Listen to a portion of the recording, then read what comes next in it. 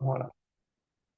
Ok, bien, bienvenue à la salle d'entraînement missionnaire. Nous sommes sur le troisième rendez-vous avec Pierre Kanga sur la Trinité et qui est vraiment Jésus, la divinité de Jésus. Amen. Et je crois que les deux premiers cours qu'on a reçus ont répondu. J'écoutais notre ami Christian là, c'était vraiment intéressant à partager. Il me Shalom Pierre.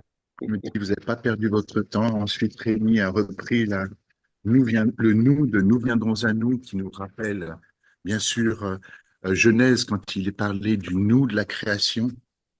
Faisons notre, euh, faisons l'homme à notre image. Voilà, cette pluri-unité hein, qui nous rappelle la nature de notre Seigneur et qui fait que nous n'aurons pas assez d'éternité pour vraiment aller jusqu'au bout du mystère. En tout cas, shalom à chacun d'entre vous. Euh, et j'aurais aimé ce matin, avec la permission de Rémi, vous parler des conséquences, des conséquences pratiques que je vois dans la compréhension de la Trinité pour nous. Parce que il faut pas que ça reste juste quelque chose de euh, uniquement d'aérien, de céleste. Il faut qu'on comprenne aussi que notre manière de voir l'éternité eh bien affecte notre manière d'être au monde et d'être les uns avec les autres. Hein. Ça sera toujours le cas. Pour tous, le céleste, en fait, est en lien direct avec le terrestre. Et en particulier, donc, tout ce qui est de l'ordre de la révélation a forcément des conséquences pratiques. Dites-moi comment vous voyez le. C'est Tozer qui a dit la première chose qui vous vient à l'esprit lorsque vous pensez au Père, à Dieu, est la première chose en ce qui vous concerne. Ce qu'il veut dire par là, c'est que euh, quand vous regardez Dieu, hein, les yeux fermés, il y a une image qui jaillit toujours, en fait. Et cette image, eh bien, elle vient de notre, elle sort de notre tréfonds. Et ce tréfonds-là nous parle en même temps de Dieu, mais en même temps de nous-mêmes, en fait. Et en général, cette image qui jaillit de nous, eh bien, elle caractérise qui nous sommes. C'est pour cette raison que dans cette aujourd'hui et aussi pour lancer peut-être un temps de questions-réponses auquel Rémi avait souhaité, et je pense que vous avez sans doute déjà commencé, je voulais aborder les conséquences pratiques de la Trinité pour nous tous.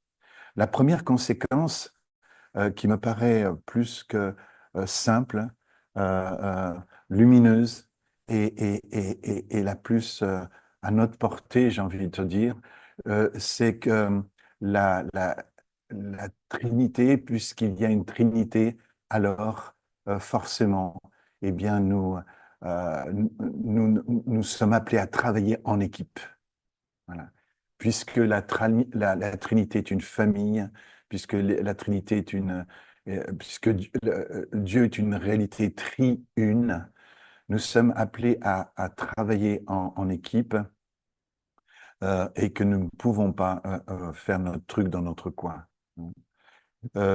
Finalement, au final, euh, euh, quand on a une image d'un Dieu unitarien, c'est-à-dire qu'il n'y a qu'une seule personne en Dieu, hein, c'est ça l'unitarisme, eh bien finalement, ça va avoir comme conséquence, finalement, ça va nous isoler dans notre manière d'être, et puis on va avoir quelque chose de très vertical, de très vertical. On va y revenir, hein, on va y revenir avec cette idée de verticalité, mais et donc voir la Trinité comme une équipe, eh bien, c'est vraiment le fondement pour le fait d'être dans le corps, en fait, dans un corps.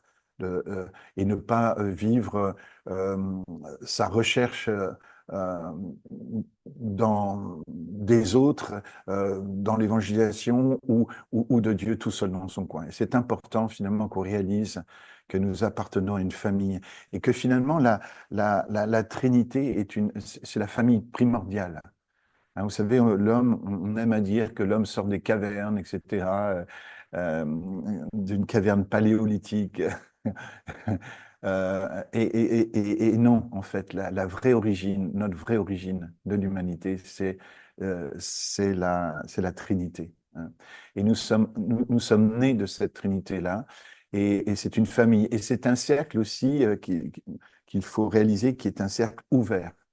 Dans la fameuse icône de la Trinité de Roublev, qui a été peinte après un jeûne de 40 jours. C'est un moine dans la région de Russie, hein, en Russie, dans la région de Moscou, au Moyen Âge, qui, après un temps de 40 jours de jeûne, a voulu peindre donc la Trinité. Et puis, il l'a fait intelligemment. Il l'a fait intelligemment, puisqu'en fait, il a pris tout simplement les trois anges qui viennent donc à la rencontre d'Abraham aux heures les plus chaudes de la journée et vers lequel Abraham, en courant d'ailleurs aux heures les plus chaudes, ce qui montre le cœur de hein, cet homme de Dieu, qui court à la rencontre de la Trinité et qui va bien sûr faire écho plus tard au Père qui court vers le cadet de la parabole. Eh bien, cette course d'Abraham vers les trois anges, les trois hommes, en fait, hein, va autoriser finalement ce moine Roublev à peindre sur un panneau de bois une magnifique peinture où il représente finalement les trois hommes rencontrés donc sous les chênes de Mamré. Et ce qu'il y a de notable dans cette icône, c'est que il y a un cercle on voit en fait que au pied des hommes de la Trinité, il y a un cercle et ce cercle n'est pas fermé. Il n'est pas fermé.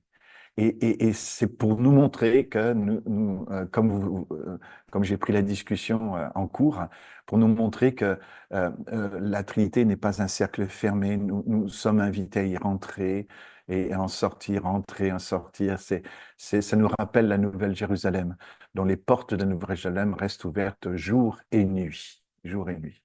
Voilà pour la première conséquence, je dirais, pratique.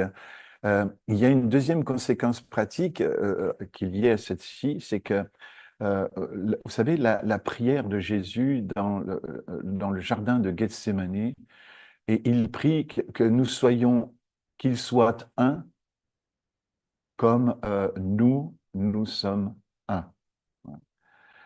C'est-à-dire qu'il y a, au-delà de cette première image donc, de la Trinité au sens de la famille et donc du fait de collaborer ensemble, il y a le fait d'être un comme nous sommes un, c'est-à-dire qu'il y a le secret de notre unité dans la Trinité. Et ça, j'aimerais donc en parler quelques instants avec vous. Euh, mais avant, dans mes notes, j'avais parlé de vous parler de la péricorèse. Donc, permettez-moi de parler de la péricorèse. La péricorèse, donc, c'est la manière dont l'amour circule aussi, parce que ça, dans la Trinité, c'est un mot hautement théologique, hein, euh, et qui désigne le fait de la manière dont l'amour circule dans la Trinité. Et ce qui est notable, ce qui est vraiment notable, c'est que Paul va reprendre quelque part ce concept. Alors bien sûr, il ne date pas de Paul, hein, il date après Paul, hein, mais la dynamique, elle est là. C'est-à-dire que la Trinité l'amour circule de cette manière, c'est que chaque personne préfère l'autre. Et parce qu'en fait, on pourrait imaginer que puisque Dieu est amour, et bien chaque personne étant amour, chaque personne s'aime elle-même, hein, eh bien, du coup, chaque personne est un peu égocentrée quelque part. Parce que ça pourrait être aussi le fait de s'aimer soi-même pris de la mauvaise manière et vu comme une sorte d'adoration de soi-même. Or, dans la Trinité, c'est pas le cas. Et je crois même que la Trinité nous montre un modèle pour chacun d'entre nous, de nous aimer en fait nous-mêmes en Christ. Ça, c'est une chose importante. Tu aimeras le Seigneur ton Dieu de toute ton âme, de toute ta force, de tout et ton prochain comme toi-même, qui est le premier commandement, qui est le deuxième commandement, hein. Euh, qui fait partie des deux premiers commandements les plus importants, hein, et duquel dépend toute la loi et les prophètes, hein. Tu aimeras le Seigneur ton Dieu de toute ta force, de toute ta pensée, de toute ton âme. Ça, c'est le premier, toute ton intelligence. Et le deuxième, tu aimeras ton prochain comme toi-même. Ça, c'est le deuxième. Et tout ça, la loi et les prophètes, c'est-à-dire tout l'Ancien Testament, en fait, dépend de ces deux commandements-là. Et le fait de s'aimer soi-même, eh bien, est-ce que la Trinité s'aime elle-même? Bien sûr qu'elle s'aime elle-même, hein, puisque le Père aime le Fils aime le Saint-Esprit aime le Père, le Saint-Esprit aime le Fils, etc. Donc cet amour mutuel qu'il y a dans la Trinité est un modèle aussi pour nous d'existence.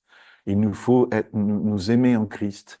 Je précise en Christ parce qu'il doit y avoir de l'humilité dans ce fait de s'aimer en Christ. Et il nous faut être réconciliés comme la Trinité, il nous faut être une comme la Trinité. Et puis, cet amour, donc, dans chaque personne de la Trinité, donc, circule dans le fait d'une préférence. Il y a une préférence qui est faite d'une personne à l'autre, hein. Et ce qui fait que il y a donc ça crée un espace parce que le mot périkorèse est fait de deux mots grecs, hein. Péri, Péri, c'est le mot que vous retrouvez dans périple. Vous savez, quand on fait un périple, en fait, on ne peut pas faire un périple, par exemple, de Paris à Athènes.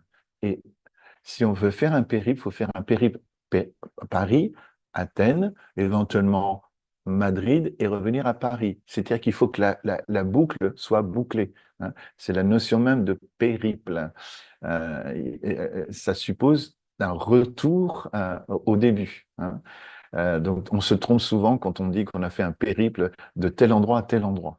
Non, on a fait un périple de tel endroit à tel endroit et on est revenu au départ. Donc, le mot péri parle de cette idée de cercle. Choresis, qui a, qui est le verbe ici, euh, a deux sens possibles, puisqu'on ne sait pas trop avec quel verbe, parce qu'il y a deux verbes en grec, il y en a un qui a un accent, l'autre qui l'a pas. Donc, soit c'est choresis, c'est le verbe qui désigne le fait de circuler, ou choréo, qui signifierait le fait de danser. Et ça donnait la chorégraphie, hein. Et donc, soit ça parle d'une chorégraphie autour, soit ça parle d'une circulation autour, comme ça, voilà, d'un espace, hein, parce que le premier mot, chorésis, parlerait de l'espace. Et donc, d'un passage de l'amour de l'un dans l'autre, comme ça, dans cet espace qui s'appelle la Trinité.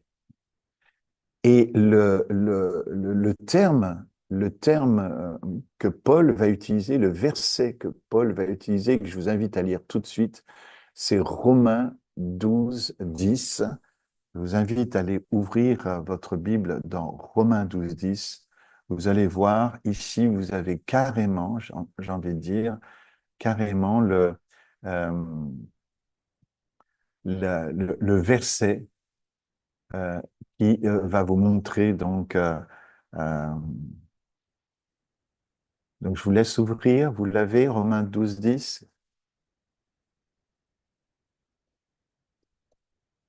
Je le mets devant moi aussi. Et regardez l'expression que Paul utilise lorsqu'il dit, alors dans la version seconde, il va dire, par amour fraternel, soyez pleins d'affection les uns pour les autres, par honneur, usez de préférence réciproque. Usez de prévenance réciproque. Et dans une autre traduction possible, il a dit rivaliser d'estime les uns pour les autres.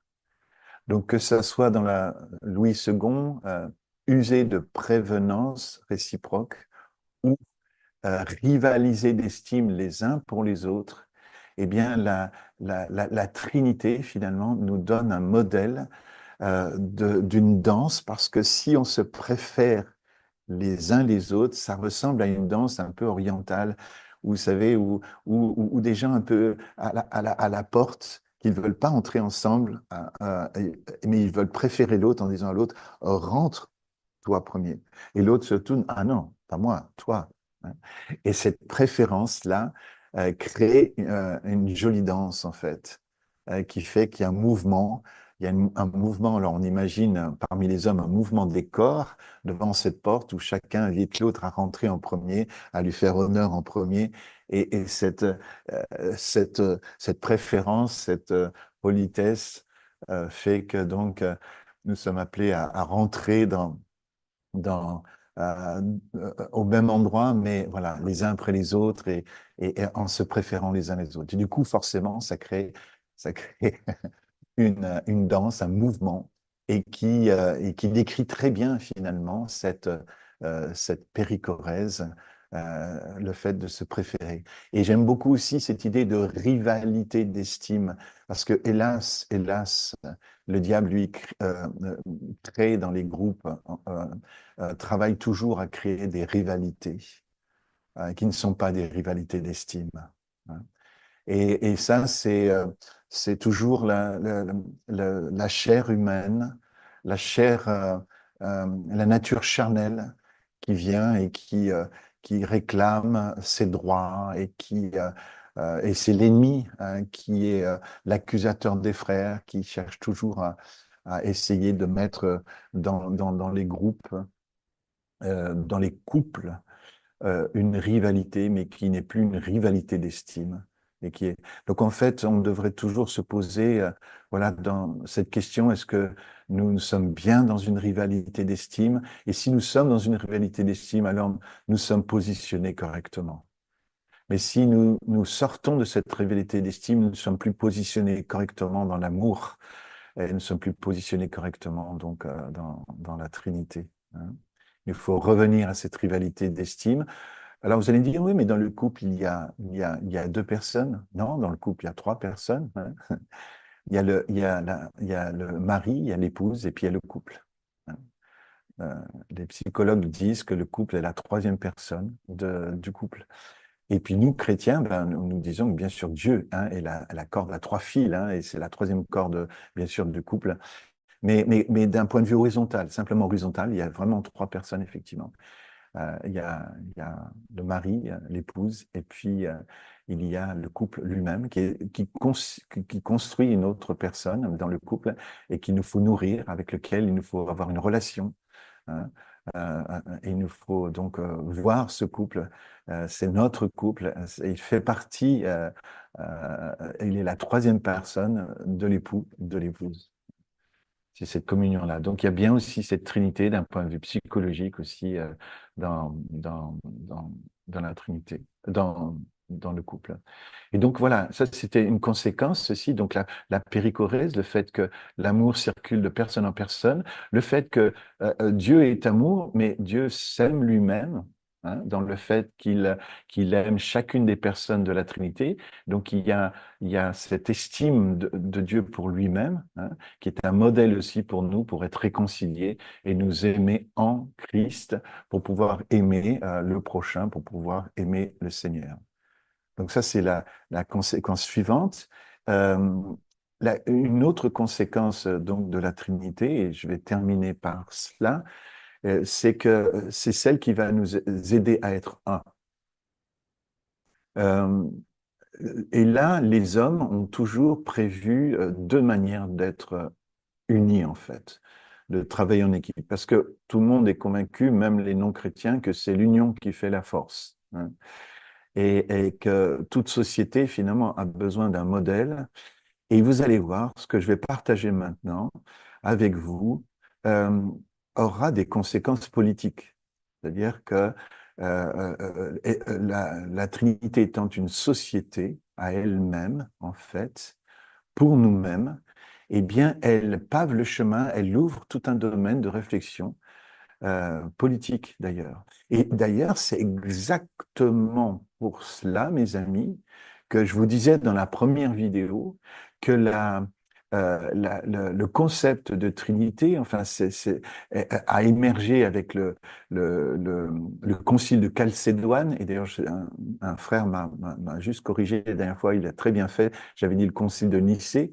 Hein, le concile de Nicée, c'est plutôt l'union hypostatique. Le concile de Chalcédoine, ultérieur, c'est cette idée donc de, de la Trinité, du concept de Trinité lui-même. C'est fait dans un domaine, à une époque, dans le bassin méditerranéen, il y a eu beaucoup de tumultes. Mais pourquoi il y a eu autant de tumultes? Comment une idée, finalement, on va dire théologique, quelque part une réflexion théologique sur la nature de Jésus, sur la nature de Dieu, comment a-t-elle pu, à ce point, agiter euh, euh, pas seulement le monde, on va dire, religieux du bassin méditerranéen, mais comment, finalement, cette idée a pu agiter le monde, finalement, politique de l'époque? Eh bien, tout simplement parce que réfléchissant à la nature de Jésus, réfléchissant à la nature de Dieu, réfléchissant à la nature de la Trinité, eh bien, on s'est très vite rendu compte que ça allait avoir des conséquences sur le fait de vivre ensemble, sur le vivre ensemble. Et alors, je l'ai déjà dit, ça part de la famille, du couple, de la famille, et finalement, par extension, ça va jusqu'à la société elle-même. Et donc, ils ont bien compris que la manière dont on comprendrait la Trinité, forcément, aurait des conséquences absolument incroyables sur notre manière de vivre ensemble au niveau politique. Politique.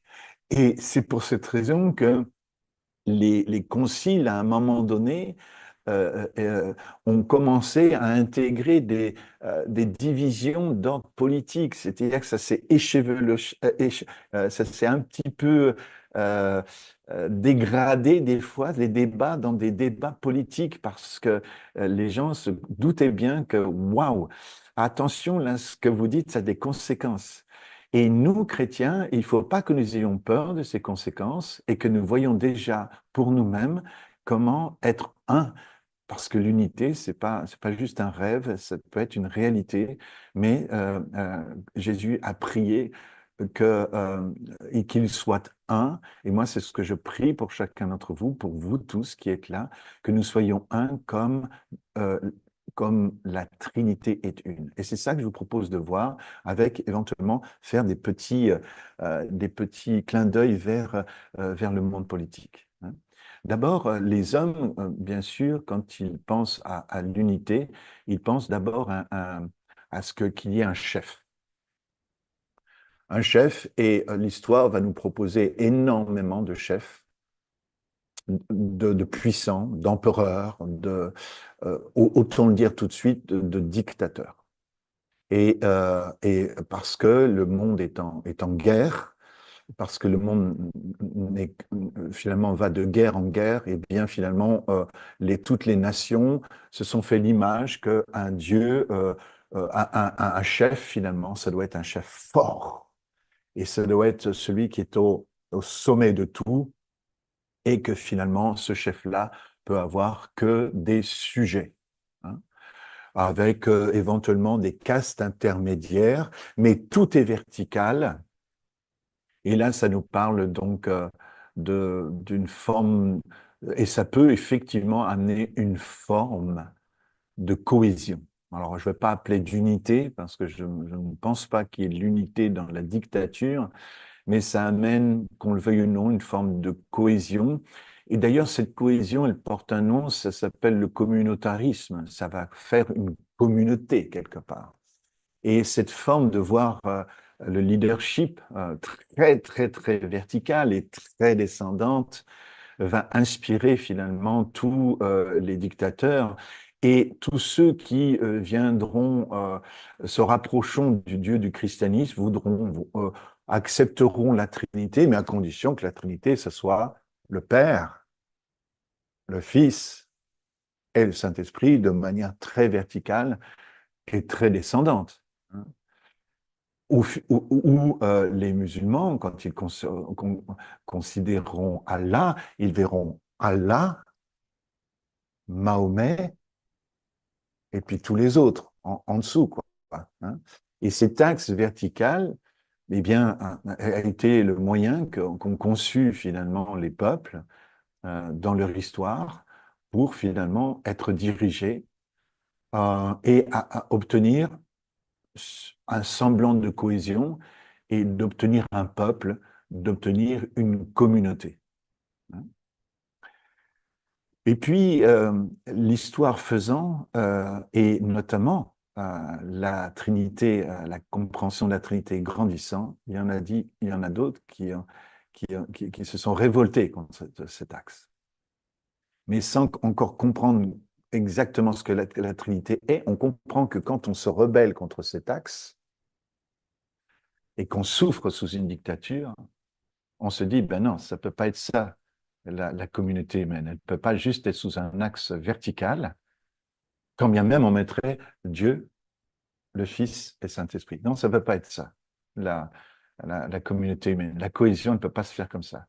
Alors, je sais comment on va faire. On va tuer le dictateur et on va établir un axe complètement d'égalité. Ah, et on va commencer à célébrer l'égalité, et ça va commencer pour nous à la Révolution française, n'est-ce pas? Où il va y avoir alors, différentes tendances. Hein.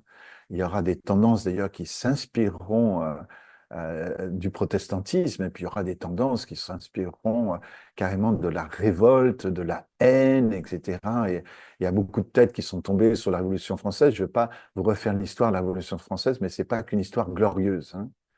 Et justement, il y en a qui ont voulu dire non, non, ça sera l'égalitarisme en France. Comme euh, ça sera l'égalitarisme qui fera que on va plus vous voyer, on va plus se vous voyer, mais on va se tutoyer. Parce que le vouvoiement, finalement, ça signifie qu'il y a quelqu'un au-dessus de nous. Donc, on va utiliser le tutoiement révolutionnaire. Et c'est ainsi que le tutoiement révolutionnaire est venu dans un contexte d'égalitarisme où on a voulu mettre tout le monde sur le même pied dans cette égalité. Et du coup, on pourrait, nous, se dire, mais oui, tiens, après tout, est-ce que Dieu n'est-il pas égal au Saint-Esprit et à Jésus? Et effectivement, nous l'avons affirmé, le Père est Dieu, Jésus est Dieu, et le Fils est Dieu. Donc, quelque part, est-ce qu'on pourrait soutenir l'égalitarisme, finalement, par une conception de la Trinité? Et du coup, je suis convaincu que dans le monde chrétien aujourd'hui, nous avons forcément des gens qui, quand ils pensent à Trinité, la première chose qui leur vient à l'esprit quand ils pensent à Trinité, eh bien, c'est Père, Fils, Saint-Esprit. Et donc, du coup, ils ne se rendent pas compte que ça a des conséquences de voir Père, Fils, Saint-Esprit.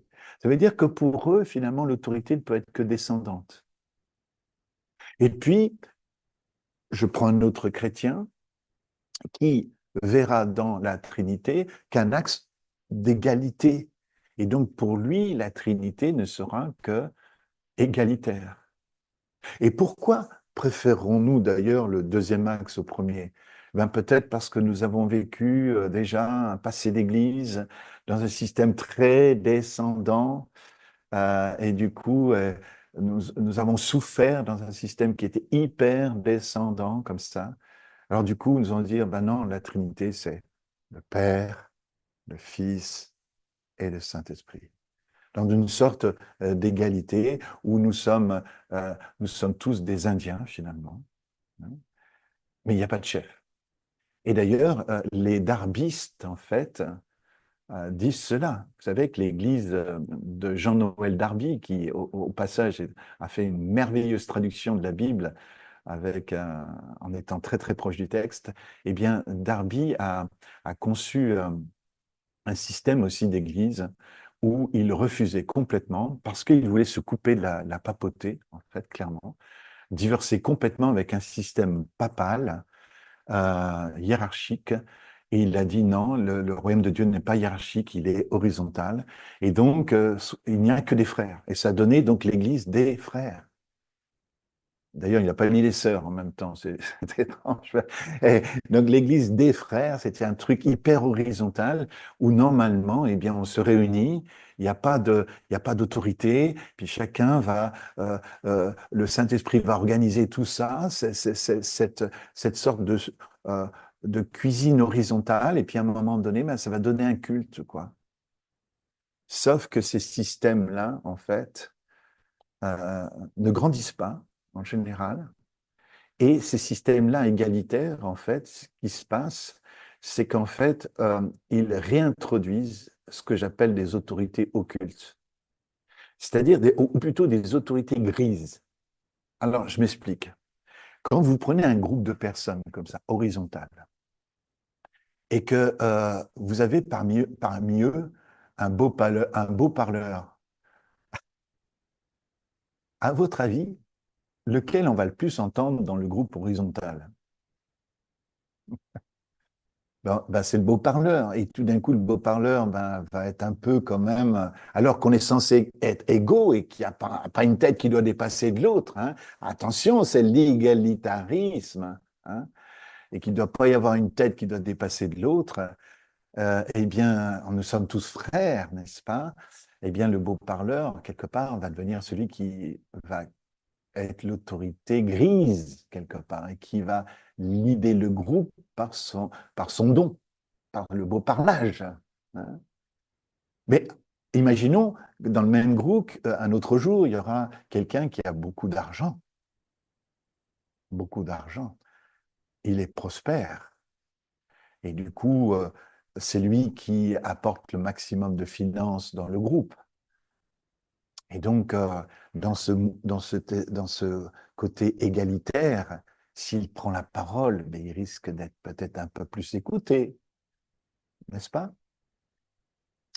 Euh, Vous voyez ce que je veux dire? Et puis, il peut y avoir un groupe aussi où le niveau scolaire n'est pas le même. Et celui qui est très diplômé pourra, voilà, faire éclat. Et donc, peut-être que dans ce groupe complètement horizontal, eh bien, celui qui fait éclat, eh bien, de par ses diplômes, peut-être c'est lui qui sera cette autorité finalement grise qui conduit le groupe. Voilà. Et ça, c'est ce qu'on appelle l'égalitarisme, et on sait ce que ça a donné au niveau politique. Ça a donné donc l'Union soviétique. Et on voit bien que l'Union soviétique aujourd'hui, et même à l'époque du communisme, se voulait égalitaire, mais justement, on voulait tellement l'égalitarisme, et les Khmers rouges ont été encore plus fous dans ce domaine-là, c'est que si on avait des diplômés, eh bien, on les envoyait se mettre au même niveau que tout le monde, c'est qu'il y avait une dictature de l'égalité. C'est-à-dire que bizarrement, voyez-vous, quand on établit l'égalité, on peut créer une dictature de l'égalité où tout ce qui dépasserait justement, qui pourrait avoir des pics, celui qui a de l'argent, celui qui a du bagou, et on le rabaisse, on l'humilie pour l'aligner sur l'axe horizontal. Et au fond, l'histoire du monde est en quête depuis longtemps d'un système politique qui amènerait la cohésion. Et donc, si je résume ce que l'on vient de dire, l'humain charnel n'a vu que deux manières d'être un, d'être en cohésion sociale, politique. C'est soit d'être sous une dictature verticale, soit d'être dans une autre dictature, la dictature de l'égalité. Et quand on voit le monde, eh bien, en fait, on voit ces deux axes très clairement. Et puis, je vous l'ai dit, il y a des chrétiens qui ont pris la parole, qui ont essayé même à la Révolution française de faire passer une autre idée et qui va créer une nouvelle manière d'être en politique, une nouvelle manière d'être un, parce qu'ils se sont inspirés de la Trinité. Et je voudrais vous en parler pour terminer. La Trinité, eh bien, Elle n'est pas nous ne sommes pas une dictature, effectivement, parce que nous sommes des frères et des sœurs, mais nous ne sommes pas non plus une démocratie, parce que nous avons un roi et un seigneur, un roi des rois et un seigneur des seigneurs. Je voudrais le redire, c'est important. Il y a notre communauté, le christianisme euh, n'est pas une dictature, parce que nous sommes effectivement frères et sœurs, et le même goutte de sang qui t'a sauvé, Christian, Sabine, Tanjona, Niki, etc., Priska, Ulysse, la même goutte de sang qui t'a sauvé, la même goutte qui a sauvé Sébastien, Pierre et Rémi et Emmanuel, Sabrina, etc., hein, Daniel, Anaël, le même sang a fait de nous une fraternité, une sororité, hein, et nous sommes effectivement, donc nous ne pouvons pas être dans une dictature, mais nous ne pouvons pas non plus être, si on veut bien le considérer, dans dans un communisme, dans un égalitarisme, parce que Dieu a mis des dons au milieu de nous, mais qui sont des dons fonctionnels, hein, fonctionnels.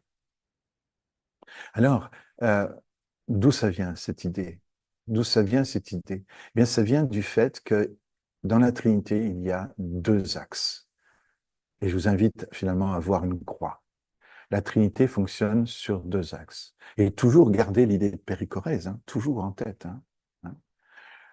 Ou, si vous voulez, presque deux cercles. Un cercle horizontal et un cercle vertical.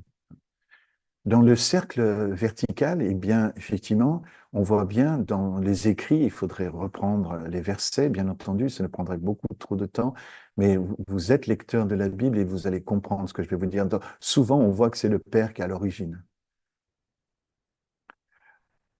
Il est à l'origine de toute chose, hein.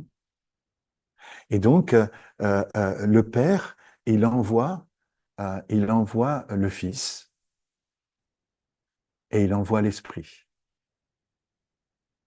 Et là, cet axe vertical, c'est un axe où on voit en fait qu'il y a des fonctions dans la Trinité. Le Père envoie le Fils envoie le Saint-Esprit, mais il y a eu un moment donné, il y a eu le Père envoyer le Fils sur la terre. Alors le Saint-Esprit était auprès du Père. Vous voyez, il y a une souplesse dans cet axe vertical qui fait que quand le Fils a exercé son ministère sacrificiel, sacerdotal sur la terre, eh bien, le Saint-Esprit était auprès du Père. Et quand Jésus va quitter cette terre, après avoir accompli son ministère sacerdotal et accompli ce pourquoi il était venu, eh bien, il va dire à ses disciples, il vous est avantageux que je m'en aille, car le Père, nous vous enverrons en fait, hein, le Saint-Esprit. Donc le Fils a repris sa place dans cet axe vertical et il a envoyé le Saint-Esprit. Donc vous voyez cette souplesse dans l'axe vertical. Et il y a donc dans cet axe vertical des fonctions, hein. Le Père est celui qui est à l'origine, le Fils est celui qui est envoyé par le Père, le Fils qui envoie le Saint-Esprit, il y a des fonctions. Et là, on constate qu'il y a une soumission à la mission, c'est-à-dire être sous la mission de quelqu'un, mais pas pour des raisons de leur être. C'est pas quelque chose qui parle d'infériorité. C'est-à-dire que sur cet axe-là, quand on met le Fils en dessous du Père, on n'est pas en train de dire que le Fils est inférieur au Père. Il est sous la mission du Père, uniquement, voilà ce que ça veut dire. Et quand on place, par exemple, le Saint-Esprit sous Jésus, il est sous la mission de Jésus, mais il n'est pas inférieur à Jésus. Et il n'est pas inférieur au Père, hein. Et le Fils n'est pas inférieur. Alors, dès lors, il nous faut considérer un axe horizontal, où là, nous allons établir clairement et pour l'éternité que les trois sont Dieu et qui sont, eux, alors là, foncièrement dans une égalité essentielle. Donc, il y a un axe d'égalité essentielle, puis il y a un axe de soumission fonctionnelle. Donc les deux mots qu'on doit retenir ici, les mots-clés, c'est que dans la Trinité, il y a un axe qui détermine clairement l'égalité des personnes, mais dans leur nature profonde. Et cette égalité, on va l'appeler essentielle. Le Père est égal essentiellement au Fils, le Fils est égal essentiellement au Saint-Esprit. Ça, c'est une égalité essentielle. Et j'ai insisté, et cette égalité est en nous aujourd'hui, et toute la communauté à laquelle je suis en train de parler, là, en ce moment, nous sommes égaux essentiellement. Il y a cette égalité essentielle entre nous. Et j'espère que personne ne nourrit un complexe envers, envers quelqu'un présent dans cette communauté actuellement. Parce que ce complexe-là d'infériorité vous empêcherait de jouir de cette idée que nous sommes sur cet axe d'égalité essentielle. Et si d'aventure, nous aurions pu faire quelque chose qui vous place dans ce complexe, moi j'en demande pardon. Hein. Des fois, on a entendu, et on a tous entendu des prédicateurs qui nous donnaient l'impression qu'ils étaient plus que nous, plus que nous, et qui nous ont plongés finalement dans un complexe d'infériorité. C'est pas juste, c'est pas juste. Hein. Donc nous sommes bien sur un axe d'égalité essentielle, les uns et les autres, et l'amour circule comme ça dans cette égalité essentielle. Hein. Mais il y a aussi, et nous venons de le dire dans la Trinité, un axe de sous-mission. Nous sommes sous la mission. Aujourd'hui, je suis sous la mission du Seigneur, bien entendu, mais aussi de Rémi et de Sébastien. Je suis sous leur mission, sous la mission, sous la vision de Rémi. Et je suis tellement heureux de sentir que dans ce moment où je parle, eh bien, il y a quelqu'un à qui je me soumets et je suis très, très heureux pour des raisons fonctionnelles. Hein. Pas pour des raisons d'être, hein, je ne suis pas l'inférieur de Rémi, mais pour des raisons fonctionnelles, je me soumets à Rémi et au pasteur Sébastien dans l'organisation et je suis soumis dans mon action. Donc, reconsidérons ces deux axes pour les redéfinir une dernière fois. L'axe horizontal, c'est un axe d'égalité, c'est pas un axe d'égalitarisme où chacun est ce qu'il est dans son essence et il est Dieu dans la Trinité. C'est ce que les théologiens appellent l'axe ontologique. Ontologique, c'est-à-dire c'est l'axe de l'égalité ontologique essentielle, si vous préférez. Et puis il y a un axe vertical dans lequel il y a finalement que les théologiens appellent l'axe de la soumission économique. Alors, économique, ça veut dire juste pour des raisons de fonctionnement. Vous savez, quand on parle de l'économie d'une famille ou l'économie d'un foyer, on parle de son fonctionnement. Hein. On parle de son fonctionnement, uniquement de son fonctionnement. Dans le fonctionnement, uniquement dans le fonctionnement, il y a cette soumission qui n'est absolument pas essentielle, mais qui est juste fonctionnelle. Et c'est ça. Et cet axe-là n'est utilisé par la Trinité que quand elle agit dans le monde. Donc la Trinité, elle est comme ça dans le ciel, elle agit comme ça, elle est comme ça dans le ciel. Et quand elle agit dans le monde, eh bien, c'est cet axe vertical qui vient dans le monde et qui vient en mission. Quand Jésus va dire toute autorité m'a été donnée dans le ciel et sur la terre, et allez et faites des nations, des disciples, en les baptisant d'ailleurs au nom du Père, du Fils et du Saint-Esprit, hein, Père, Fils, Saint-Esprit, Père, Fils, Saint-Esprit. Euh, il montre l'action de la Trinité que nous continuons, nous, en tant que peuple, comme une interface de cette Trinité dans le monde. Alors, comment est concrètement l'interface de cette Trinité dans le monde? Ben, nous devons accepter deux choses. Que nous sommes frères et sœurs, égaux, ontologiquement, essentiellement, et que nous sommes aussi sous la mission de quelqu'un de manière fonctionnelle. Et si nous acceptons ces deux axes, eh bien, nous représentons quelque chose de la Trinité. Nous sommes l'écho de cette Trinité dans le monde. Nous donnons écho. Nous rendons cette Trinité visible. C'est par l'amour que vous avez les uns pour les autres qu'ils verront que vous êtes mes disciples. Et cet amour, ce matin, j'ai voulu vous le présenter sous la forme de ces deux axes. Et tout ce que la Trinité fait comportera toujours ces deux axes. Le couple est un axe d'égalité entre l'homme et la femme, mais le Seigneur aussi a voulu que l'homme soit le chef, de manière uniquement fonctionnelle, pas essentielle, uniquement fonctionnelle. La famille est un axe horizontal. Les parents et les enfants sont sur un même axe horizontal, hein. Nous sommes appelés à hériter en famille, hein, du salut. Mais il y a aussi un axe vertical où les parents sont sur cet axe de subordination économique, hein, de soumission économique, hein. Pour le fonctionnement, il faut que les parents soient à la tête. Euh, un groupe de maison, une église, une entreprise, le monde politique devrait marcher comme ça. Et je vais terminer cela en faisant le lien avec le monde politique. Les seuls systèmes politiques qui marchent bien dans le monde sont les systèmes où ces deux axes sont là. Par exemple, un système politique que je voudrais honorer, ce ne sera pas le nôtre, parce que je trouve que le nôtre est devenu dictatorial. Je voudrais honorer un système comme, par exemple, ce que j'appelle une, euh, une, une, euh, une royauté parlementaire. Une royauté parlementaire. Vous m'entendez dans ces termes-là? Royauté parlementaire. Et je voudrais, par exemple, parler de l'Angleterre. Alors, je ne suis pas un politicien, hein. Je pourrais donner l'impression que ça m'intéresse, ça me passionne. Ça me passionne parce que c'est en lien avec la Trinité. Le reste me passionne un peu moins, j'avoue, hein.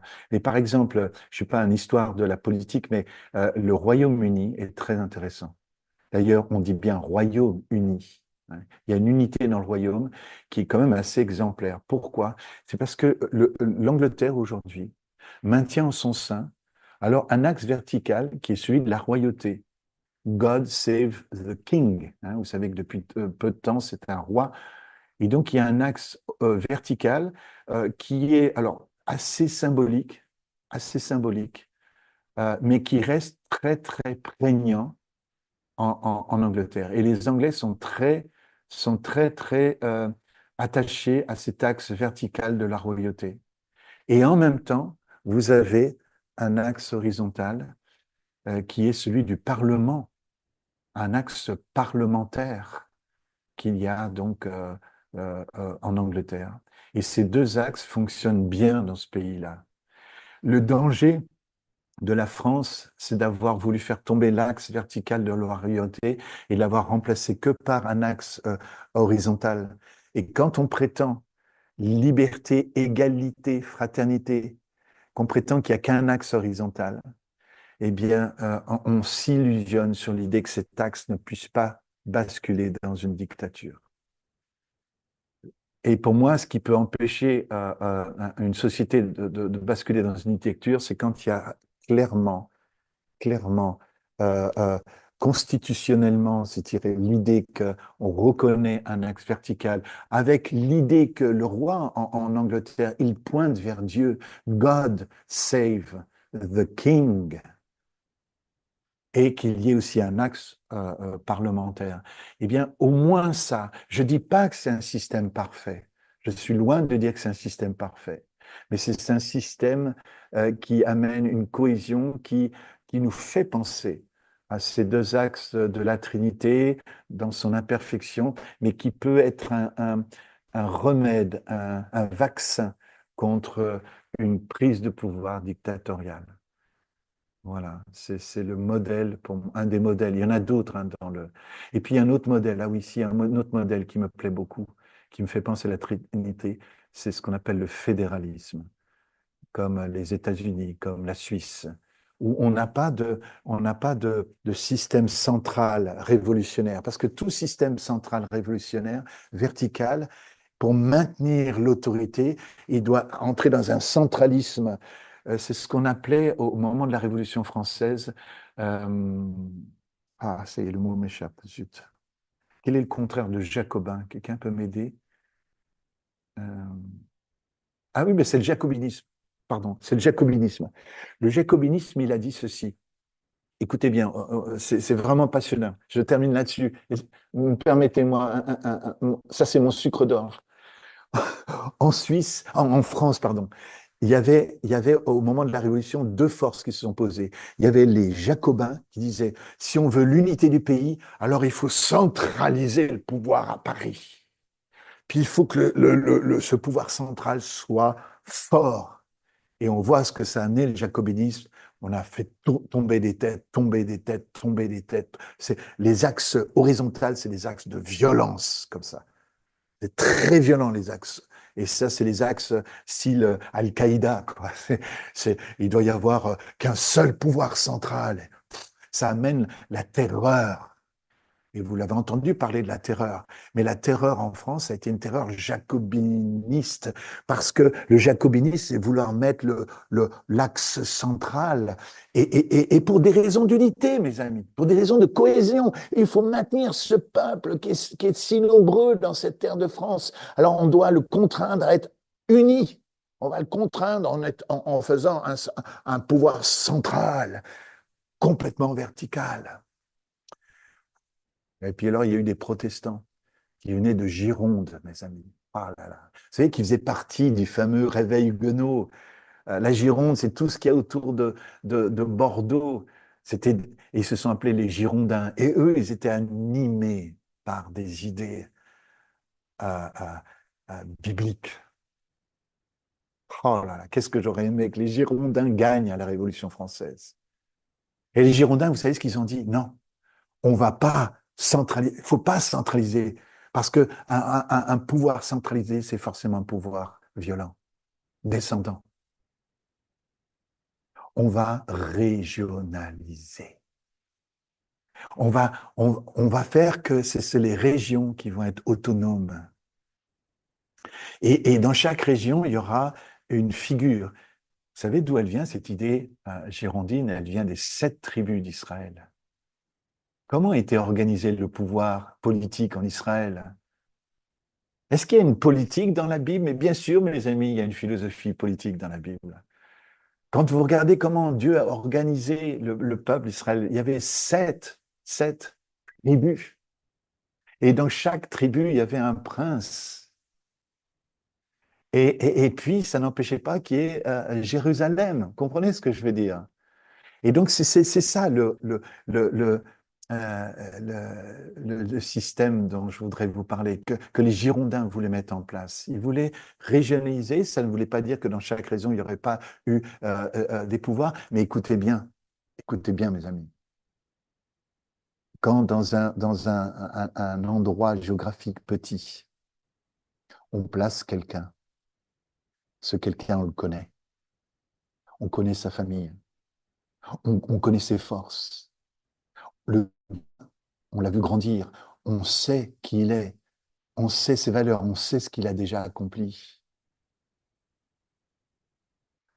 En général, c'est une autorité naturelle qui vient finalement d'un mode de leadership qu'on a déjà observé. Et quand on dit, ben, dans cette région-là, on voudrait un tel, c'est parce qu'on le connaît, on sait ce qu'il a produit. Aujourd'hui, dans notre élection girondine, centralisée, parisienne, les gens sont obligés de se vanter eux-mêmes. Ils ne sont pas connus de leur peuple. Et c'est le culte de la personnalité qui revient. Et notre système est bâti sur le culte de la personnalité. Alors que dans un système girondin, euh, euh, euh, euh, fédéral, c'est ça l'idée de fédéral. Et vous savez même que le mot fédéral, c'est l'adjectif, vous savez, c'est un adjectif fédéral. Vous l'avez compris, hein? La confédération helvétique. Fédéral, c'est l'adjectif qui vient, vous savez de quel mot il vient? Vous allez kiffer, hein? De quel mot, quel nom, donc, fédéral, a-t-il été tiré? Alors, j'ai oublié de mettre les commentaires. Je pourrais peut-être. Je regarde le commentaire. Quelqu'un me trouve le mot fédéral? D'où vient le mot fédéral? Quelqu'un trouve? Vous le mettez dans les commentaires? Eh bien, le mot fédéral, je vous donne nourrir, Betty, non. Nourriture, non.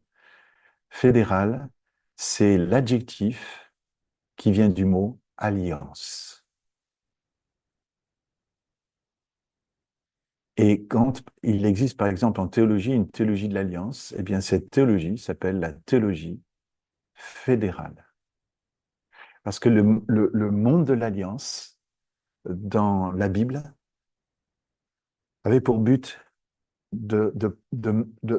d'assurer la cohésion d'Israël en 7 tribus avec un lieu central, un axe d'égalité des 7 tribus avec une tribu leader, fonctionnellement, pas ontologiquement, une tribu leader qui est la tribu de Juda. Et après, des fonctions différentes, une séparation des couleurs avec une tribu lévitique, etc. Enfin, voilà. Et ça, cette alliance, elle a donné le fédéralisme. Et la Suisse qui a gardé son héritage chrétien, et toutes les nations d'ailleurs qui gardent leur héritage chrétien, qui ne rompent pas avec Dieu, restent fédérales. Et ça, c'est la trace de l'histoire, c'est la trace du Christ, c'est la trace de la Bible dans les nations quand elles restent fédérales. D'ailleurs, les Allemands, après avoir abandonné Hitler, avoir passé par un système honteux, ils n'ont pas opté, et c'est très significatif, pour un système vertical. L'Allemagne aujourd'hui a des Länder, et l'Allemagne est plus proche d'une fédération que des ruines d'une dictature hitlérienne, beaucoup plus éloignée d'une dictature que nous aujourd'hui. Et fédéralement, à cause des Länder, on comprend, land, c'est des terres. C'est-à-dire que l'Allemagne, elle n'est pas faite d'une terre, elle est faite de terres, de régions. Et du coup, il y a une figure, bien sûr, qui est cet axe vertical dans ce fédéralisme des terres allemandes. Mais quelle sagesse pour les Allemands d'avoir rompu avec une dictature verticale et s'être redonnés dans des Land, dans une fédération. Voilà. Voilà, je redonne la parole à mon cher Rémi ou au cher Sébastien. On a tous une question. Oui. Tu parles des 7 tribus, mais on a tous la même question, j'en suis certain, parce que la parole de Dieu parle de 12 tribus. Ah, Alors, pardon, 12 tribus. il y a quelque chose d'historique dedans qui nous échappe, ou est-ce que tu as fait la Alors ça, c'est encore mon cerveau qui doit être encore en train de dormir sur certaines parties. Ok, Oui, oui. Alors je suis capable de dire de ce genre d'énormité et merci Rémi de me reprendre. C'est bien 12, d'accord. bien 12 tribus. Pourquoi je suis dans 7, j'en sais rien. Donc, j'étais prêt à adopter qu'il y avait un système politique qui s'était basé sur 7 et pas Non, non, forcément. non, non, non, non, non, non. C'est bien 12 parce que 12, Rémi, tu le sais et tu nous le rappelles, c'est le chiffre du gouvernement, hein. Oui, justement, ça mettait beaucoup de Oui, oui. Non, questions. non, Donc, non, du non. coup, Je présente mes excuses, hein. Euh, je présente mes excuses. Merci Rémi de me reprendre. merci Pierre pour ces partages si riches. On t'écouterait pendant des heures, bien sûr, et on aura beaucoup d'occasions encore de t'entendre, évidemment. En 2025, on fera une tournée et je pense qu'il va nous emmener, Pierre nous emmènera encore plus profondément voilà, on donnera peut-être plus de carte blanche encore au Saint-Esprit. Là, j'ai voulu vraiment qu'on puisse aborder le sujet de la Trinité et de la divinité du Christ parce que je crois vraiment qu'il y a une sorte de... il y a des bulles qui éclatent un petit peu là sur Internet. On voit des gens qui prêchent le modalisme avec une trompette là, et puis ben, dans le mot trompette, il y a se tromper dedans. Et on a vraiment besoin que les chrétiens soient fondés dans la révélation de la vérité. Amen. Et on voit que tout d'un coup, bien, dès qu'on parle de la Trinité, ça rassemble, hein, ça rassemble énormément, ça nous ramène ça nous axe vers le ciel, un ciel qui nous rejoint et qui s'incarne en nous et jusque dans la vie sociale, quoi. Donc c'est vraiment super. Ça réveille notre intelligence, l'intelligence de notre cœur. Et l'intelligence de notre cœur est bien convoquée aussi, et comme je vous l'ai dit tout à l'heure au début, alors peut-être qu'il y en a qui n'étaient pas encore connectés, mais j'ai pris ce passage de Jean, la troisième épître de Jean, où Jean va féliciter Gaius pour sa générosité et son implication à soutenir l'œuvre de Dieu. Et quand on fait une offrande, c'est jamais, jamais pour payer la personne. Cette personne a déjà été payée en quelque sorte par la pleine liberté, la grâce de Dieu en Jésus-Christ. L'homme de Dieu rempli du Saint-Esprit est juste envoyé et nous voulons soutenir cet envoi. Et tu feras bien, de pourvoir aux besoins et au voyage de ses frères, même des frères étrangers. Alors peut-être que Pierre Kranga vous est étranger, je ne pense pas. Je ne pense pas que Pierre soit si étranger. En tout cas, ce qui sort de sa bouche ne nous l'est pas du tout, et nous reconnaissons complètement, pleinement, le Père, le Fils et le Saint-Esprit, en fait, hein, pour finir. Laquelle personne voyez-vous en Pierre Kranga, laquelle personnalité, laquelle hypostase de la Trinité voyez-vous en Pierre Kranga, et voyez à tour, et ben, cette péricorèse qui se manifeste et qui vient nous gifler avec d'une gifle d'amour, de grâce, de bonté, c'est vraiment l'esprit de révélation. On veut semer dans cet esprit de révélation, on veut semer dans ce ministère.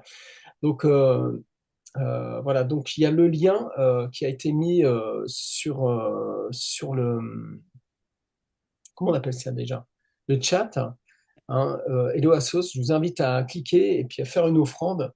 Et si les 166, 167 personnes à peu près qui suivent cet enseignement, parce il y a ceux qui sont en train d'écouter, là on est combien? On est 22, on est juste 22, c'est pas beaucoup. On aurait pu être beaucoup plus, mais ça monte jusqu'à 160 les visualisations après sur YouTube. Si 160 personnes donnaient rien que 10 euros, déjà, ben, ça fait une offrande qui honore notre serviteur d'aujourd'hui, là. Mais vous pouvez donner plus, 50, 100, 1000 euros, pourquoi pas. Faites un don, faites une offrande qui va être une semence d'amour, une réponse d'amour, en fait. Hein, l'évangile ne s'achète pas. Vous avez reçu gratuitement, donné gratuitement. Je crois que c'est surtout concernant le salut que cette parole a été donnée. L'évangile est gratuit, l'évangélisation ne l'est pas, vous le savez. Et puis, ben, on veut encourager le cœur de notre frère en termes d'essentialité, et ce père en termes d'autorité spirituelle qui a été mis sur la nation. C'est Pierre Kranga, mais pas n'importe qui. Je ne veux pas le flatter, je veux l'honorer. C'est pas n'importe qui, et vous en avez conscience. Mhm. Il y a un vrai dépôt de la grâce de Dieu en lui, et si vous recevez Jésus-Christ. Donc, une bonne façon de recevoir un serviteur de Dieu, c'est de lui faire une offrande qui soit à la hauteur du respect, de l'honneur et de l'amour que nous lui portons. Amen. Voilà, donc je vous Merci. invite à cliquer sur le lien. Et puis, je pense qu'il y a des gens qui ont des questions à poser à Pierre pendant ce temps-là. Et on a un petit peu de temps, c'est la dernière avec lui, donc on va en profiter un petit peu. Il est 11h18, ça a dépassé un petit peu, mais c'est pas grave. Alors, je vous laisse ouvrir vos micros. Je crois que vos micros sont toujours ouverts. Et allez-y, n'hésitez pas à vous exprimer. Deux opportunités de vous exprimer en cliquant sur le lien Hello Assos. Vous exprimez votre amour à l'égard de Pierre et vous ouvrez votre micro et vous posez votre question. Une autre façon aussi de s'exprimer. Amen. Mhm.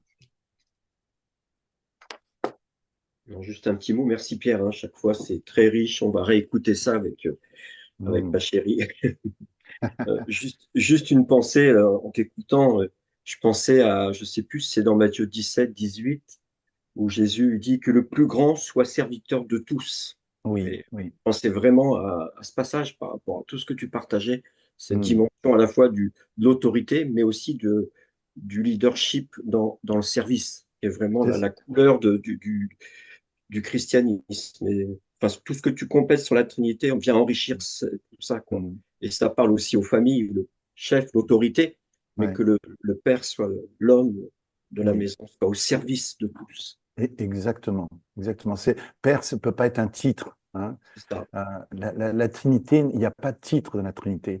Et c'est ce que j'apprécie chez notre ami Rémi, comment il établit l'autorité il l'établit pas de manière donc ontologique, pas de manière essentielle, mais de manière fonctionnelle. Et le premier geste qu'il pose avec chaque groupe, c'est de leur laver les pieds, hein. Et là, en faisant Exactement. ça, il établit ce que j'appelle une diaconocratie, c'est-à-dire diacre. Il y a le mot diacre et cratie qui veut dire donc le leadership, un leadership par le fait de servir en fait, hein. Et ça c'est un leadership en pleine santé quand on est dans Mmh. cette Tout à fait. diaconocratie-là, effectivement. Et pour revenir au monde politique, ce qui peut juste manquer par un système, par exemple, comme l'Angleterre, c'est que l'Angleterre cesse d'être diaconocratique, tu vois, et que le roi cesse de servir finalement, hein. Mhm. Mais on voit bien que dans le changement ce qui a établi aussi l'autorité de la reine et puis ensuite du roi, c'est qu'ils veulent être au service du royaume et ils ne veulent pas simplement être adorés. Ils veulent être au service. Ils ne veulent pas seulement être exaltés comme roi, mais ils ont bien compris que leur trône même est enraciné sur un service, un vrai diaconat pour la Diaconat. nation. Excellent. Et d'ailleurs, le mot ministre, dans notre monde politique, c'est ce qu'il représentait avant, hein. C'est ce qu'il représentait avant. Là, aujourd'hui, nous avons sans doute une caricature, hein, et de gens qui rivalisent au gouvernement, non pas d'estime, mais qui rivalisent avec leur gloriole, hein. C'est ça. Eh Hélas, oui. hélas, prions pour ce pays, hein. Amen.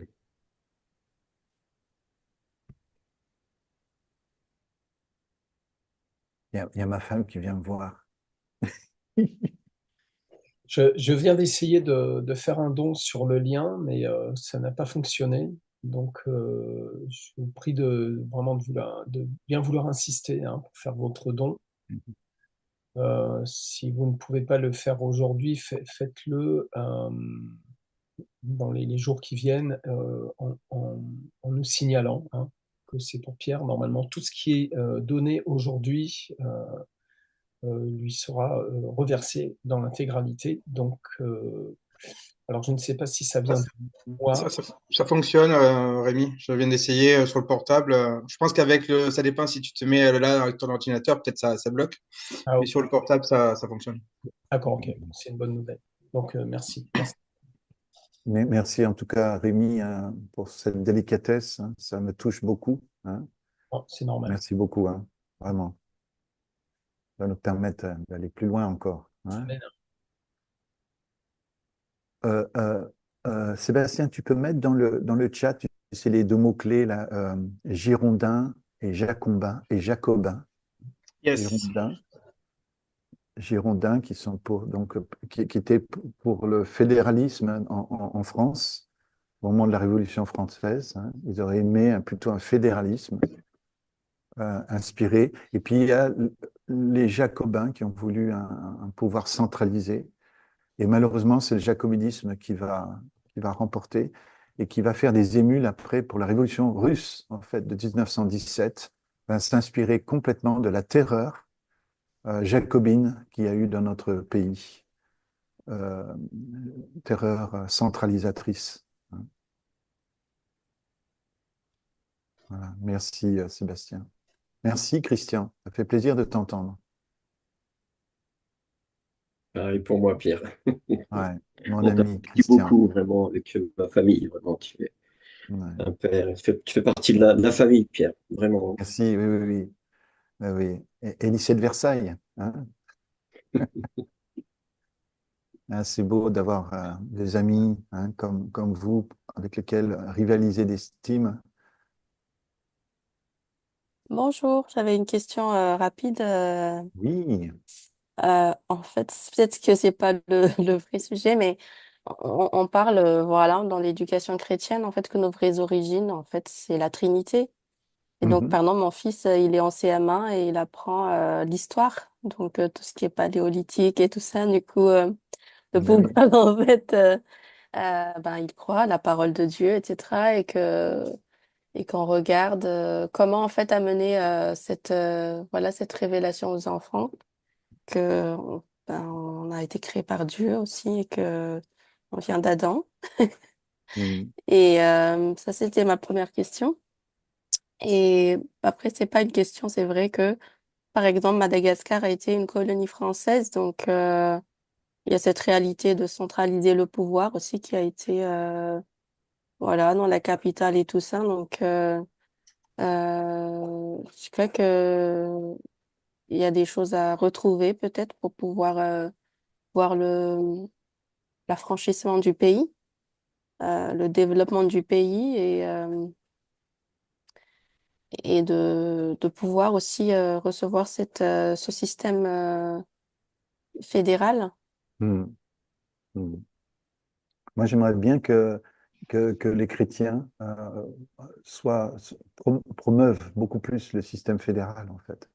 Parce que bizarrement, vous savez, tu vois, Tangiana, on a un État fédéral qui est juste à côté de nous. Si tu demandes d'ailleurs à un Suisse quel est le président de la Confédération helvétique, ils savent même pas. Ils savent même pas, parce qu'en fait, c'est la Confédération helvétique. Ce qui est bien dans le système fédéral, c'est que c'est pas basé sur la personnalité du dirigeant, hein. Alors que dans un système vertical comme le nôtre, finalement, enfin, qui se veut horizontal, mais qui en réalité est un système vertical, c'est basé, enfin, dans le système jacobin, donc vertical, on est sur, c'est basé sur la personnalité, en fait. Alors, on a simplement remplacé le roi Louis XVI, Louis XIV d'ailleurs, et Louis XVI par un système présidentiel, mais ce système présidentiel, finalement, reste complètement. Alors aujourd'hui, on a essayé, tu vois, en France, de limiter finalement ce pouvoir vertical en changeant régulièrement en abaissant la durée de 7 ans à 5 ans de mandat, une mandature de 5 ans, mais je vois pas enfin, je vois pas l'amélioration quelque part. Ça, je trouve même que ça fragilise encore plus, puisque du coup, on est dans une valse où finalement les uns font engagent l'État français dans des choses de long terme, mais ils n'en voient pas les conséquences. Ce sont leurs successeurs qui verront les conséquences, quoi. Euh, Après la mandature de ce président qu'on a aujourd'hui, eh bien, nous serons, nous serons encore en déficit. Mais le déficit vient de plusieurs mandatures déjà précédentes, voilà. Donc chacun hérite des choix, des politiques précédentes, et en 5 ans, il ne peut pas vraiment les relever, quoi. Donc voilà, je me dis, on a beau essayer de limiter finalement cet axe vertical présidentiel, euh, l'axe horizontal est obligé de devenir vertical parce qu'encore une fois, on a tué Dieu, on a tué le roi. Et donc, ben, le président, il n'a pas d'autre choix que de remplacer le roi quelque part, hein. Et donc, voilà, moi, je souhaiterais qu'on étudie chrétien et que le réveil amène aussi une restauration dans la société, hein. Que le réveil ne reste pas juste cantonné dans nos cercles chrétiens, mais ce serait ça un vrai réveil, une vraie réforme, en fait. Que le réveil se développe en réforme. Donc, il nous faut prier pour un réveil et que le réveil se, se développe en réforme, hein. Parce que si Dieu ne veut pas réveiller un système qui est appelé à disparaître, hein. C'est pour ça qu'il faut que tout réveil conduise à la réforme, que toute réforme conduise à un nouveau réveil, etc. Ça, c'est important, hein. Euh, pour revenir à ta première question, tes enfants sont dans une école chrétienne, Tanjana? Oui, oui, Oui, oui, d'accord. oui, dans l'école Mathurin Cordier. Oui. Ben, ils sont là, les Et alors, visionnaires. Oui, oui, oui, oui.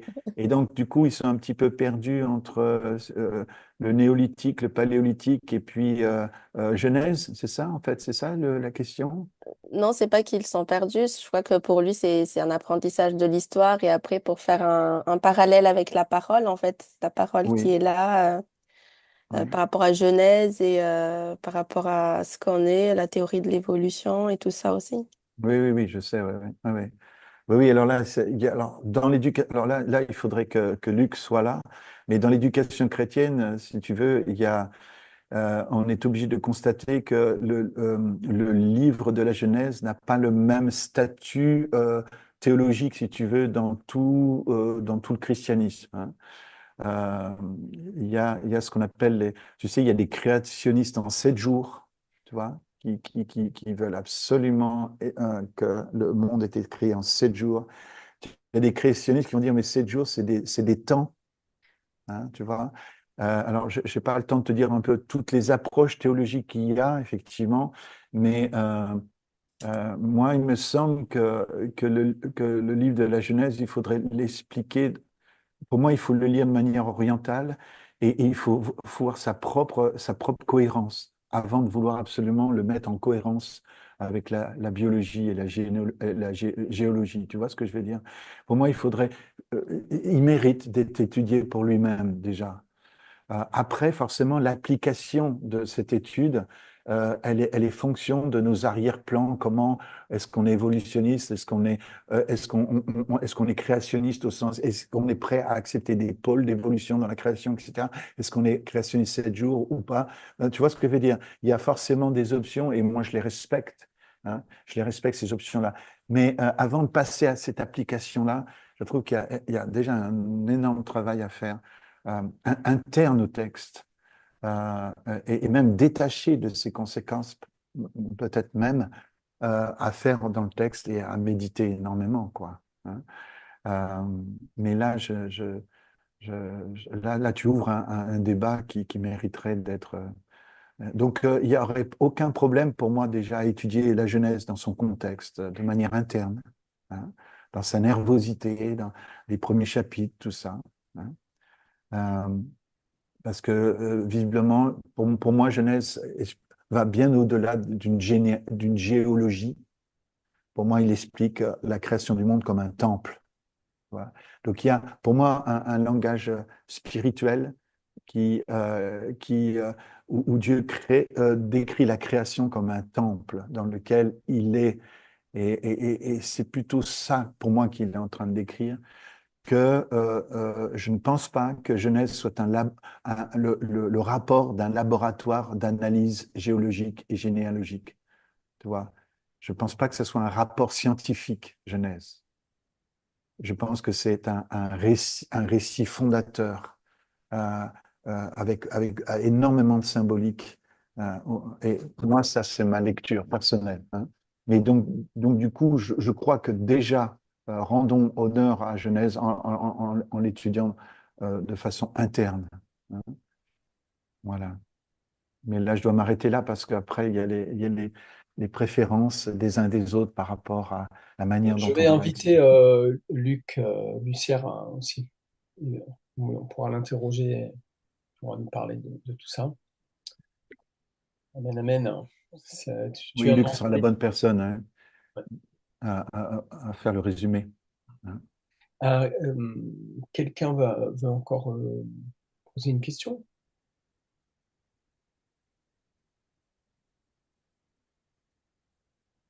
Peut-être dire déjà merci.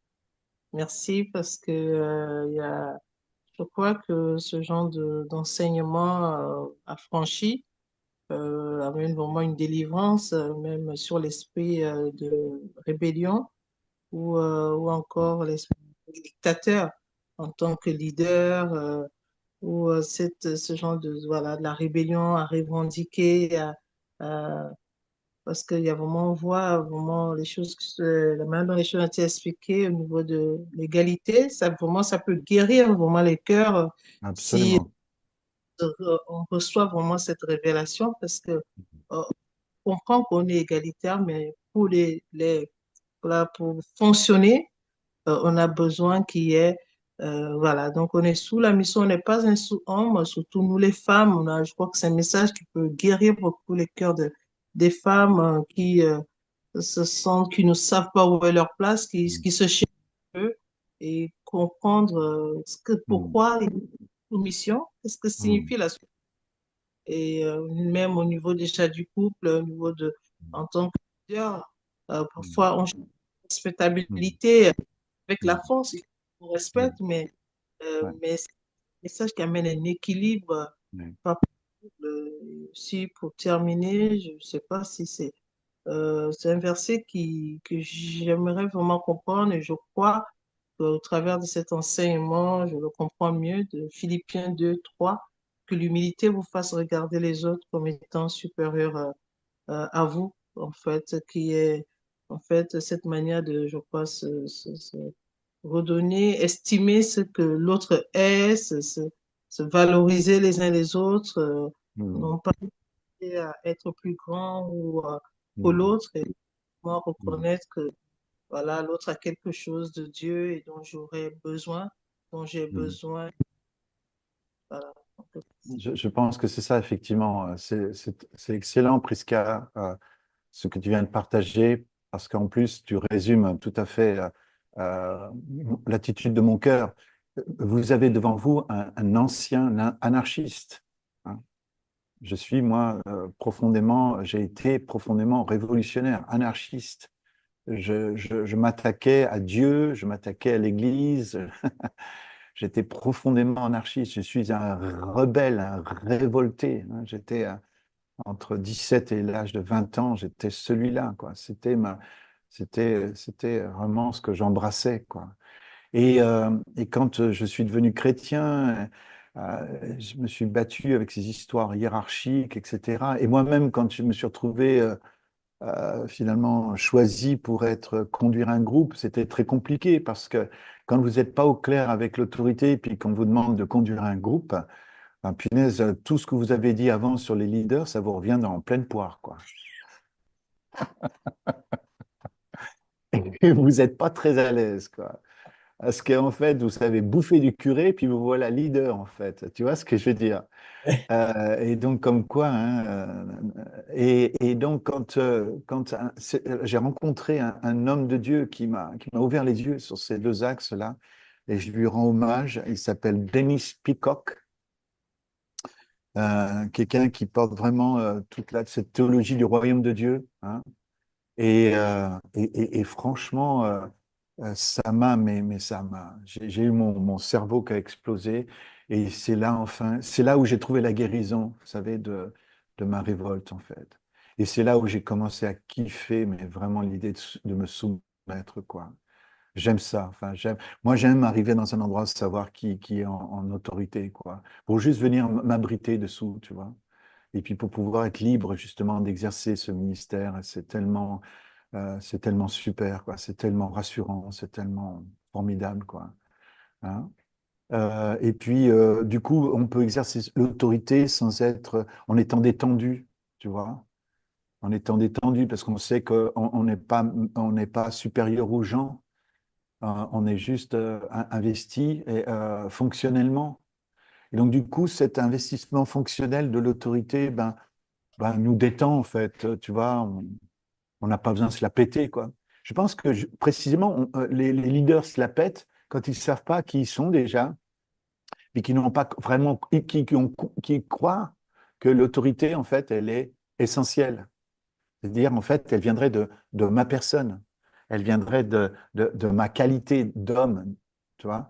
Et là, ça devient hyper stressant pour le leader. Donc, du coup, le leader inquiet, ben, il prend des postures, tu vois, qui sont toutes des impostures. Amen. C'est des impostures totales. Quand le leader pense que, voilà, c'est du fait de son ontologie, de son essence qu'il est leader. Non, Dieu nous a pas choisi il nous a choisi fils et filles par essence, hein. Mais pour ce qui est d'une fonction dans le corps de Christ, ça reste une fonction, hein, qui vient de celui qui est seul essentiel dans sa fonction, c'est Dieu, hein, clairement, hein. Et puis, Prisca, je suis tellement heureux que tu aies pris cette guérison pour ta féminité, hein, et je le redis à toutes les femmes que j'aime, hein, que vous ne pouvez en aucun cas vous soumettre ontologiquement, jamais, jamais. Et si d'aventure il vous semble que vous êtes dans une soumission ontologique, c'est-à-dire essentielle, parce que quelqu'un se prétendrait être supérieur à vous, je vous en conjure, quittez cette relation. Quittez cette relation. Et Rémi et moi, on viendra casser la figure de ce gars-là. Non, Pierre, je mais te mets devant si ça te fait rien, comme tu es plus oui, grand. voilà. Hein. Alors, alors, je dirais, Sébastien, passe devant. Ou alors, non, je dirais à Ulysse de venir, peut-être. Ulysse, Voilà, c'est ça. hein, on mettra Ulysse, d'accord? On viendra avec Ulysse. Donc voilà, les sœurs, vraiment un grand pardon à chacune d'entre vous, ou quelqu'un de notre espèce, hein, a voulu vous faire croire que nous étiez soumis pour des raisons essentielles dans le couple, hein, et pardon, un grand pardon, hein, à chacun d'entre vous. Hein. Amen, amen. C'est vrai pour les hommes aussi, hein. Il y a des garçons qui ont subi la subordination d'un père jupitérien Ouais, ou absent, mais qui ne se manifeste que pour le courroux, hein. ouais. Ou l'interdit. Et donc on vit énormément de rejet. On se construit avec du rejet, avec de l'indignité, on n'est pas valorisé en fait. Donc du coup, tout est sans dessus dessous. Et voilà, l'âme humaine est tellement sensible en fait, hein, faite à l'image de Dieu. Et donc on a vraiment besoin du secours de Dieu. Amen. Mm, Quand on mm, voit des hommes, des êtres humains qui finissent par mettre fin à leur jour, quelle violence vraiment. Il faut avoir une telle violence, vécu une grande violence pour avoir une telle mm, violence à son mm, égard. Et c'est pourquoi, depuis toutes ces années, nous prêchons l'évangile. mm. Parce que sans Jésus, on est foutu, quoi. Mais On a oui, vraiment mais besoin oui. du Seigneur et d'une rencontre avec lui et un baptême Mm, d'amour, dans l'amour mm, du Père. Gloire à Dieu, qu'en tout cas, chacun de nos disciples de la maison de prière pour toutes les nations sont connectés au bon endroit et ne vous privez pas de la grâce de Dieu. C'est notre prière. mm. Amen. Pierre, merci beaucoup. On va être obligé de finir cette session, mais vraiment merci d'avoir accepté mon invitation et pour ton aide qui nous est précieuse à chacun. Et on vous invite je vais laisser la place au pasteur Sébastien qui va aussi faire une prière pour clôturer. Merci beaucoup. Yes, merci apôtre Rémi, merci Pierre vraiment pour la qualité de ces enseignements, ces 3 sessions qui nous ont régalé. Vraiment, je le dis, enfin, je veux dire, on a vraiment beaucoup apprécié toujours ton cœur, hein, l'apôtre Rémi l'a dit, quoi, hein, il y a cette dimension et ce cœur à cœur, voilà, qui nous caractérise avec toi et vraiment, c'est une joie.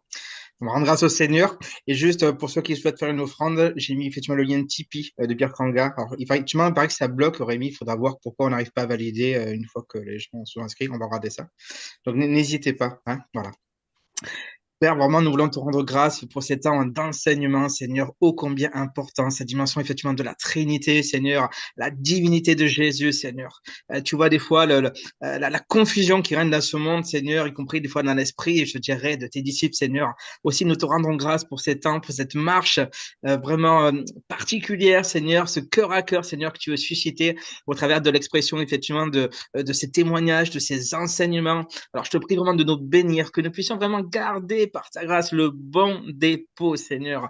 Que nous puissions continuer à mûrir, à maturer tous ces enseignements, Seigneur. Nous voulons vivre, vraiment, nous vivons avec toi, Seigneur, cette danse de la Trinité, Seigneur. Oh, Seigneur, merci tellement pour ton amour. Merci pour qui tu es, pour ce que tu fais au milieu de nous, Seigneur. Qu'à toi revienne toute la gloire. Merci encore de bénir ton serviteur. Vraiment, tu le fortifies, tu le conduis, Seigneur. Tu bénis son couple et sa famille, Seigneur, ainsi que chacun de nos étudiants. Merci pour notre groupe apostolique aussi, que tu encourages, que tu fortifies. On est heureux de le retrouver là sur cette session de la SEM. Merci vraiment qu'à toi revienne toute la gloire, Père, dans le nom puissant et glorieux de Jésus. Amen et Amen.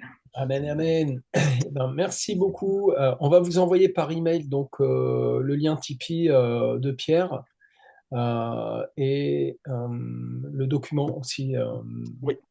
Euh, Le document va arriver. Pierre est en train de le retravailler, de le compléter ok. sur le document sur la Trinité. Donc, vous le recevrez voilà, une fois effectivement qu'il sera complété, et ainsi que le lien Tipeee voilà, que je vais vous envoyer de ce pas. Ah ben, j'en profite pour faire de la pub aussi pour mon bouquin. Euh, en toute humilité, une petite introduction à la théologie. Euh, ce livre est né d'une guérison, parce que pendant des années, j'ai fui des questions qui me semblaient inabordables, et notamment concernant la Trinité. C'est grâce à des échanges en privé avec Pierre que ce livre est né aussi. Puis, mais voilà, j'ai fait des recherches, j'ai aussi interrogé Rabbi Google, qui a pas mal d'éléments. Et donc, j'ai fait une synthèse et je me suis guéri moi-même de ma peur de la théologie. Et je crois que ça peut aider beaucoup d'évangéliques qui sont un petit peu superficiels sur certaines questions. Et puis, dedans, bah, je me suis permis de dénoncer aussi. Des pièges, des trappes du malin dans le corps du Christ.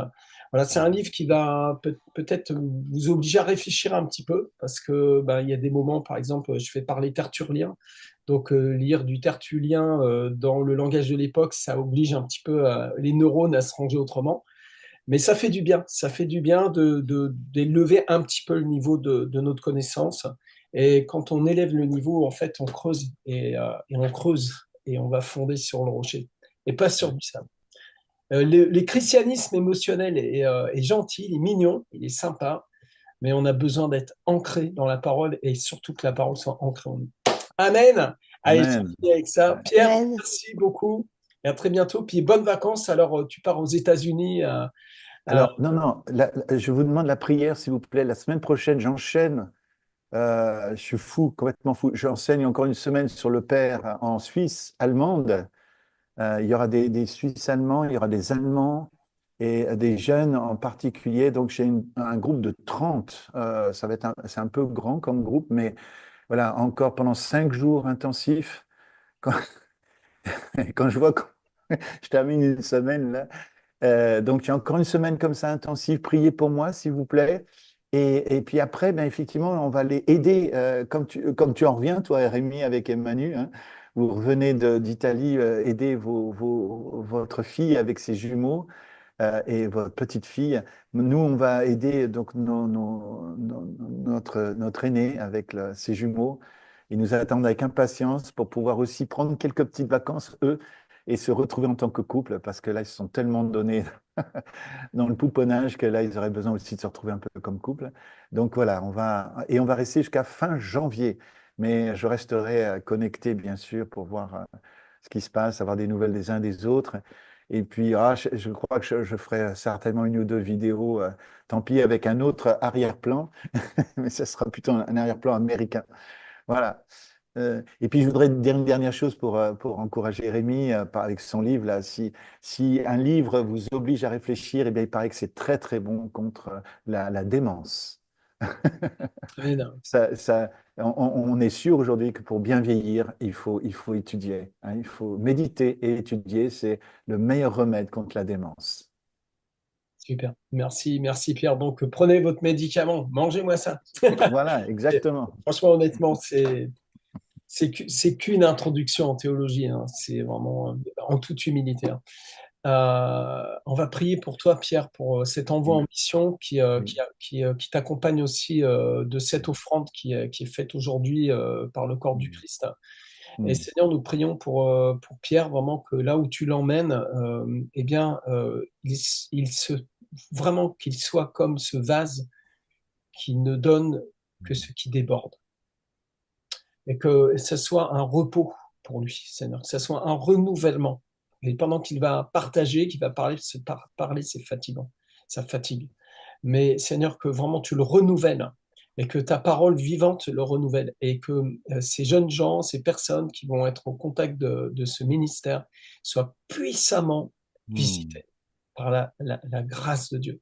Vraiment qu'il y ait une rencontre avec la personne du Saint-Esprit, une rencontre avec l'amour du Père.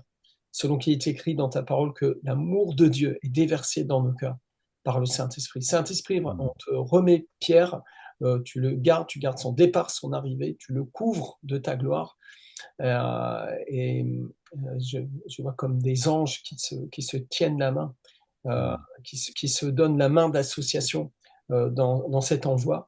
Au nom de Jésus, et Seigneur, nous proclamons que béni soit celui qui vient au nom du Seigneur. Vraiment, tu vas l'utiliser puissamment. Tu en mettons son voyage aux États-Unis aussi. Tu vas vraiment lui faire du bien en famille et profondeur de ta grâce et profondeur de ta gloire, Seigneur, dans ce temps en famille, Seigneur. Merci de renouveler les forces de ton serviteur. Bénis-le, Seigneur. Oins-le au-delà de ce que nous osons demander, penser ou croire. Par cette puissance qui agit au travers de nous. À toi la gloire, Père, au nom puissant de Jésus. Amen et amen. Yes. Merci Pierre. Bise. Merci à vous.